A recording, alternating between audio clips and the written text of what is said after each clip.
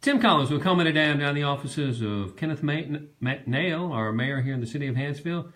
Mayor, I've been in city of Hanceville way too many times this week. It's been a tough week, hasn't it? It has, Tim, with all that's been going on with our officer that was injured in the wreck and the escapee. Just very little sleep this week, and had a council meeting that lasted several hours last night. So it's been a long, tough week. It has been, and I've got to be down here for most of it. It's been difficult for everybody. Yes. It got a little more difficult this morning. Senator Paul Bussman, our senator for this area, has called for your resignation. I know you know about that now. What are your thoughts with that?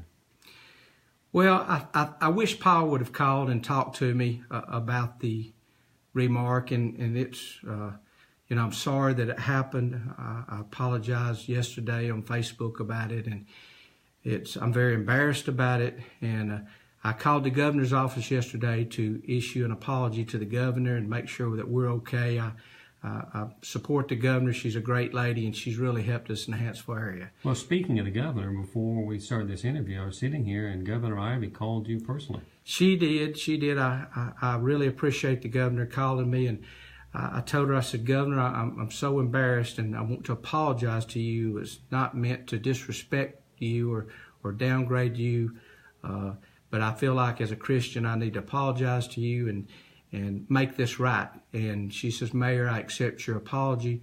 She said, Mayor, today with the way social media is, we just have to kind of be careful what we say on social media.